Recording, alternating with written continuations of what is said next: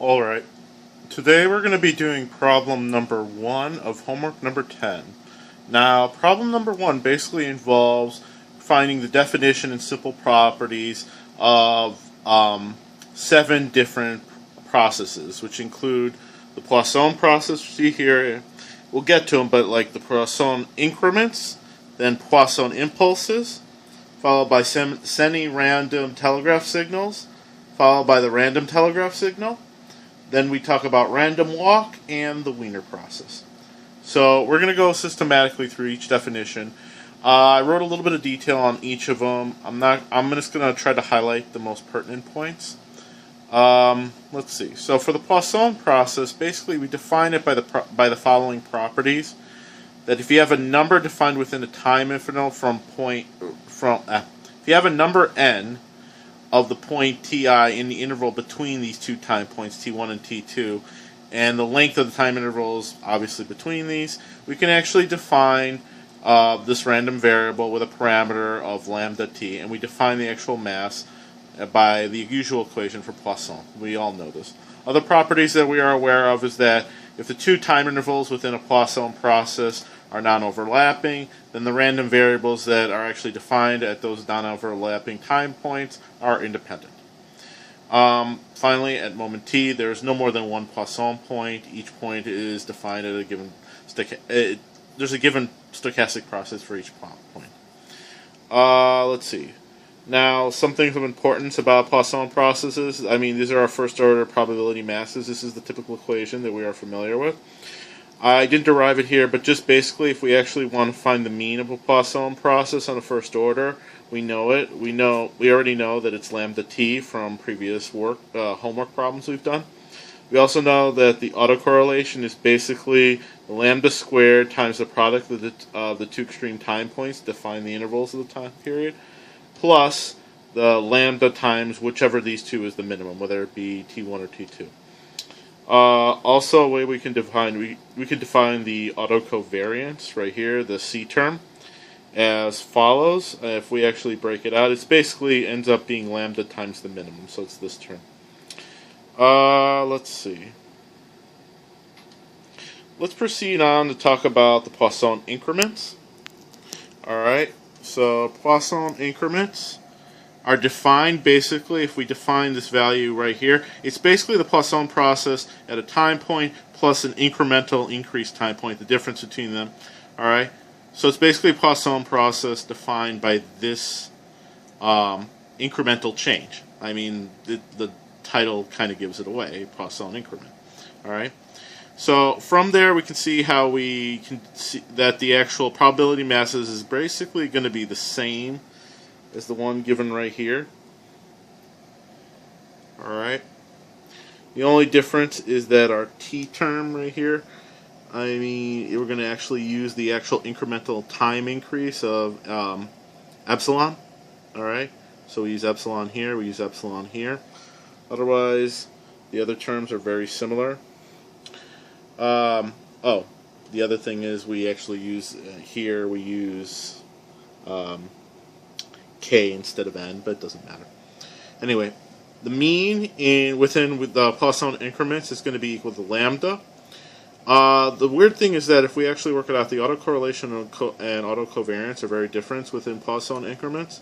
We can see what it is right here. It's going to be lambda squared, which is a little different from the other one. It's lambda squared when the actual difference between the time points is greater than the actual incremental change, and if it's the incremental change is lesser than the absolute value of the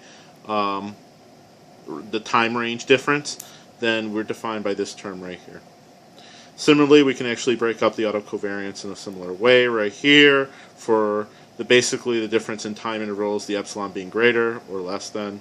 When it's actually greater than, it's equal to 0. We had this in our last homework problem, last homework, I believe. And otherwise, we can actually define it right here. Alright? Like I said, I'm not going to go through everything because there's a lot of material to go through. This is just an interesting observation. Poisson impulses. Poisson impulse process is defined as basically the derivative of the Poisson process, all right, over time, all right? And basically the way we define it, it ends up being a bunch of impulses, like a bunch of impulse terms in a row, okay? For the probability masses here, we have no real definition for probability mass because it's just random delta functions. Or, let's see, our mean is equal to lambda, autocorrelation right here, is equal to lambda squared plus lambda times the actual delta function. So when it's equal to t1 or t2, depending, it's like that's when it's the only point this term is actually defined. Otherwise, it's lambda squared. And here's our autocovariance. Let's see, what did I say here?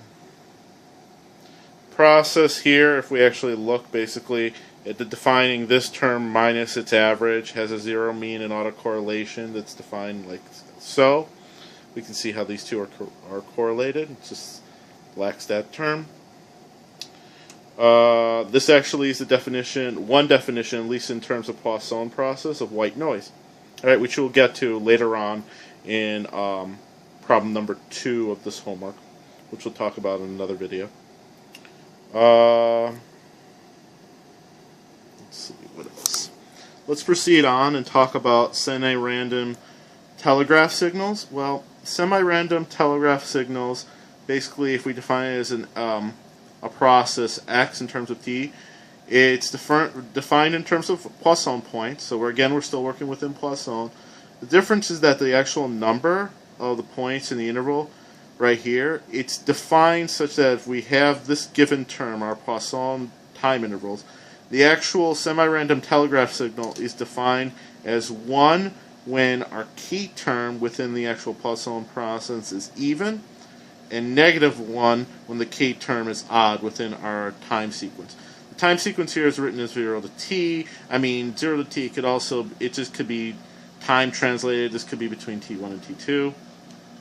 I mean, we define it basically because, as we know, Poisson starts as defined at 0 to some time point. So basically between some interval, when the k term right here, when basically our k term, which is equal to our n, is equal to is even, it's defined as 1, otherwise -1. That's why it's called semi-random. It's not random when it's going to be 1 or -1. Depends on whether it's even or odd. Our first order probability mass for a semi-random telegraph signal are as follows. I mean, we could read them out right there. All right, it's basically e to the negative lambda t times this this term right here.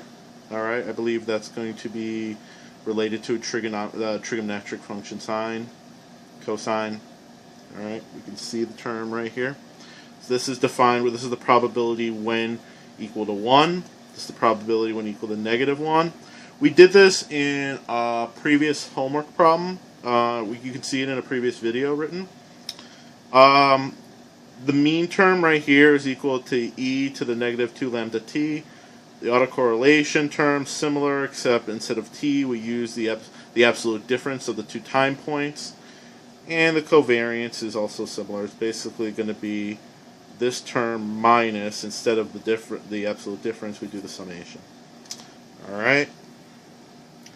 I'm just going to mosey along. So we have a random telegraph signal right here, which is related to the semi-random. Basically, the way it's related, this is actually the x term defines a semi-random telegraph signal. If we actually multiply it times some a term with equal probability of being 1 or -1, all right. If we multiply, we define the actually totally random telegraph signal, because basically what we've done is made it because a is totally randomized, we've actually randomized the actual semi-random telegraph signal, so we can actually change the signs and anything can happen there.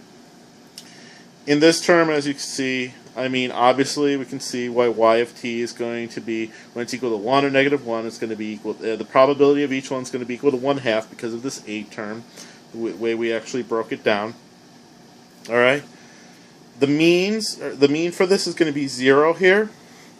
You can see how the terms are related a little bit. If like the semi-random up here, when we actually defined it, is equal to the e to the -2 lambda t, while here it's equal to 0. I'm trying to capture both pictures in here unsuccessfully. We can see how the actual autocorrelation terms between the semi-random and random are the same. As for the covariance, we see that there is a difference between semi-random and random. We basically just defined it. For our random, our autocovariance is the same as our autocorrelation term. Next, we're going to proceed to talk about the random walk. Random walk is basically, as we talk, we toss a fair coin n number of times, k number of heads, and then tosses. We can actually define the probabilities according to this. I mean, we've basically seen this kind of Gaussian binomial breakdown. It just has a different kind of formation when we talk about the random walk. The random walk here, our mean is equal to 0. Autocorrelation is going to be equal to, let's see here. It's going to be equal to the n, the minimum of the n or m terms within our actual equation here. All right, times the s term squared. And our autocovariance is going to be very similar. Now, the reason we talk about the random walk is to talk about the Wiener process, or Wiener process, however you want to pronounce it, which basically is the limitation of the is a limit for the random walk. It's basically the limit of this function right here as different terms. This as our time variable precedes to 0, as our s squared term over our time variable proceeds to, hard to see here, proceeds to some given alpha, as our n term proceeds to infinity. In this case, we actually see that the first order density function is defined by this term right here. I'm not going to read it out.